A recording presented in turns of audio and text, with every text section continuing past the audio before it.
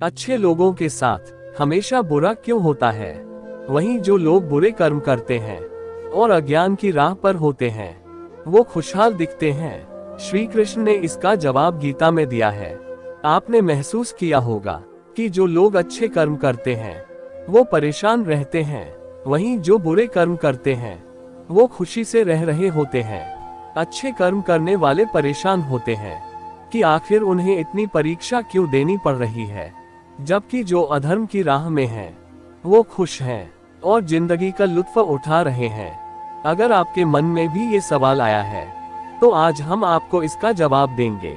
ये जवाब वो है जो भगवत गीता में लिखा है और श्री कृष्ण ने अर्जुन को दिया था।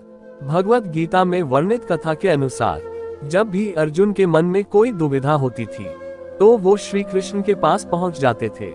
एक बार की बात है, अर्जुन भगवान श्री कृष्ण के समीप आकर कहा कि वो दुविधा में हैं और इसका जवाब वो श्री कृष्ण से चाहते हैं। श्री कृष्ण ने पूछा कि क्या सवाल है? अर्जुन ने कहा, मुझे ये जानना है कि अच्छे लोगों के साथ हमेशा बुरा ही क्यों होता है, वहीं बुरे लोग खुशहाल दिखते हैं।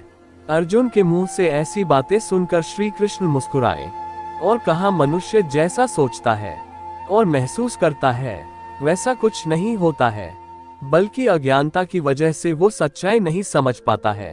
अर्जुन उनकी ये बात समझ नहीं पाए।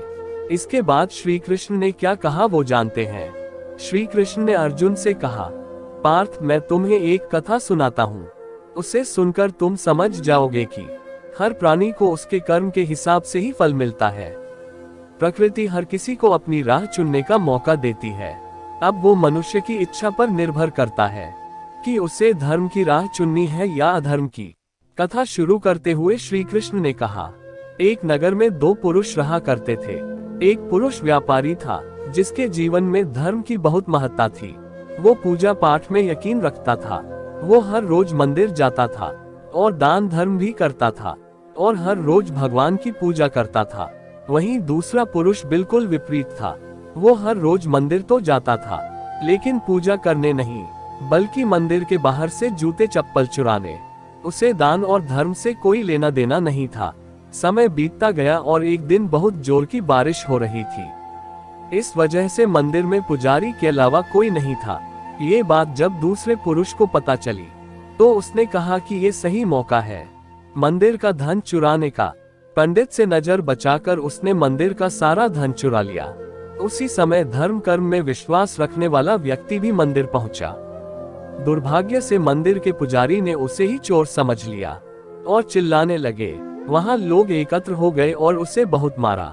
किसी तरह वो बचते बचाते वहां से निकला तो दुर्भाग्य ने उसका साथ वहां भी नहीं छोड़ा।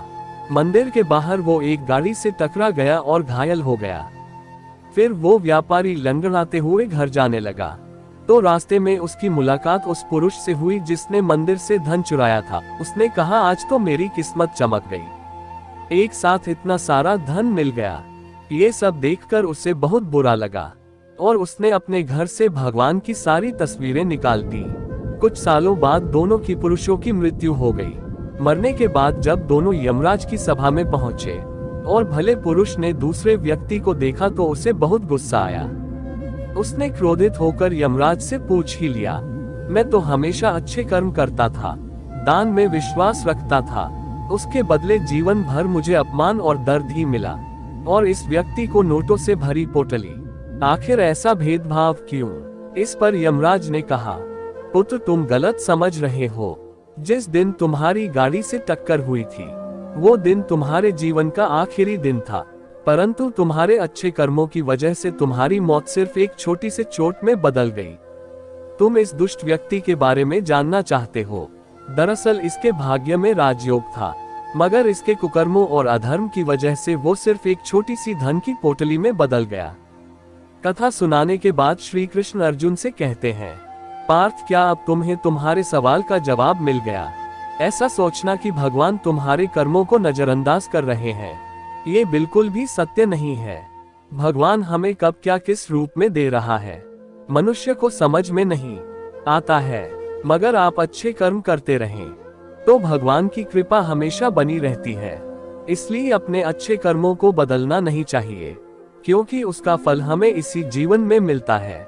इसलिए मनुष्य का फर्ज है कि वो हमेशा अच्छे कर्म करते रहें, क्योंकि श्री कृष्ण ने गीता में भी बताया है कि किसी के द्वारा किया गया कर्म बेकार नहीं जाता है, चाहे वो अच्छा हो या बुरा।